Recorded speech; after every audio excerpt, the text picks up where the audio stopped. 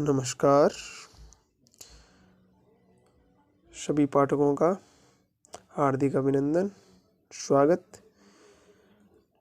आज हम लाए हैं आपके लिए सांख्य कारिका के अध्ययन में 8वीं कारिका, जिसमें हम पढ़ रहे थे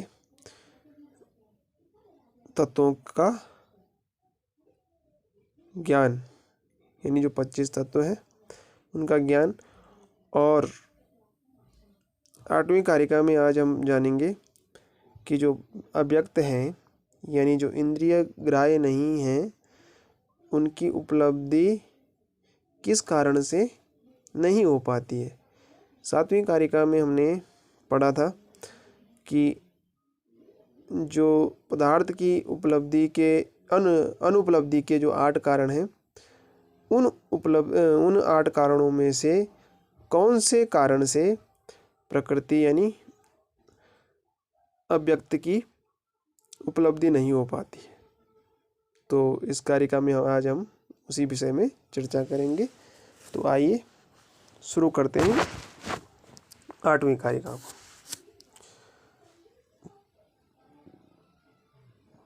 सौक्ष्म्यात् तदनुपलब्धिर न भावात् कार्यतः तदुपलब्धिः महदादि तच्च कार्यं प्रकृति विरूपम स्वरूपम च। तो कहा सौक्ष्म्यात् यानी सूक्ष्म होने से, यह सूक्ष्म होने के कारण तत् मतलब उसकी, किसकी, प्रकृति की अनुपलब्धि होती है, यानी वह प्रत्यक्ष नहीं हो पाता है, प्रत्यक्ष प्रमाण से सिद्ध नहीं हो पाता है।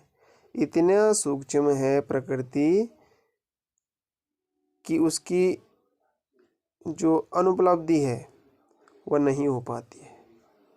तो यस, इससे सिद्ध हो गया कि प्रकृति क्या है, सूक्ष्म है। न अभावात यानी उसका अभाव नहीं है, उसका क्या नहीं है, अभाव नहीं है, उसका क्या नहीं है, अभाव नहीं है। अब ये कैसे जाना,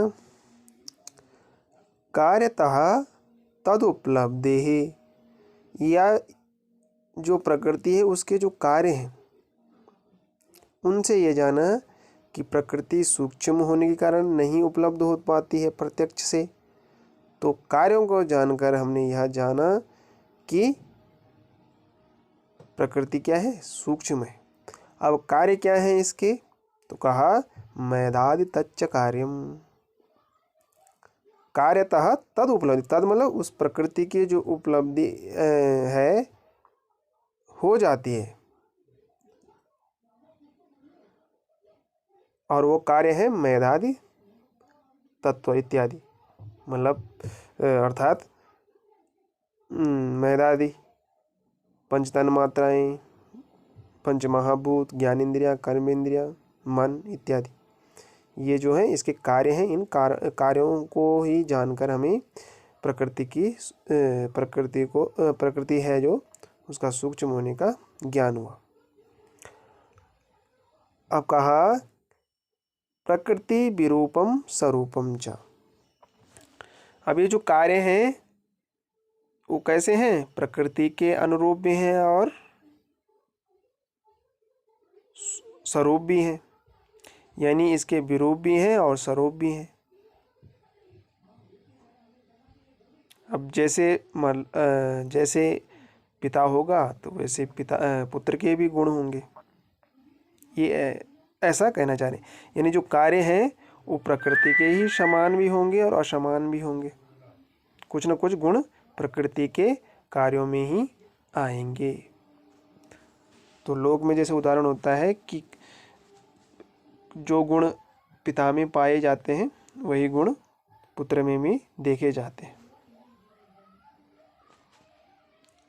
वो हो गया स्वरूप, यानी समान।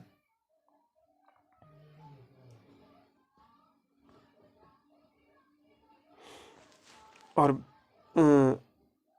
विरूप हो गया, यानी कभी कभी लोक में क्या होता है कि पिता के कुछ गुण नहीं मिलते, यानी कहा जाता है कि पिता कितना सीधा है और बेटा देखो कितना तेज है, ठीक है, या फिर बेटा कितना होशियार है और पिता देखो कितना वैसा है। इस तरह की बातें देखने को मिलती है। तो पिता के समान भी है और पिता के असमान भी है, मतलब पिता के सदृश भी है और असदृश भी है। उसी तरह प्रकृति के जो कार्य हैं वो प्रकृति जैसे भी हैं और प्रकृति के विपरीत भी है। तो इस कारिका में इतना ही। आई होप आपको इस कारिका का सार समझ में आया होगा और प्रकृति और जो पुरुष हैं उसकी अनुपलब्धि क्यों नहीं होती है, वह कौन सा कारण है, तो बताया सूक्ष्म होने के कारण नहीं हो पाती है।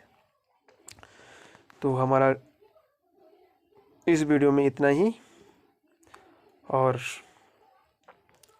हमारी वीडियो देखते रहें और हमारा सहयोग करते रहें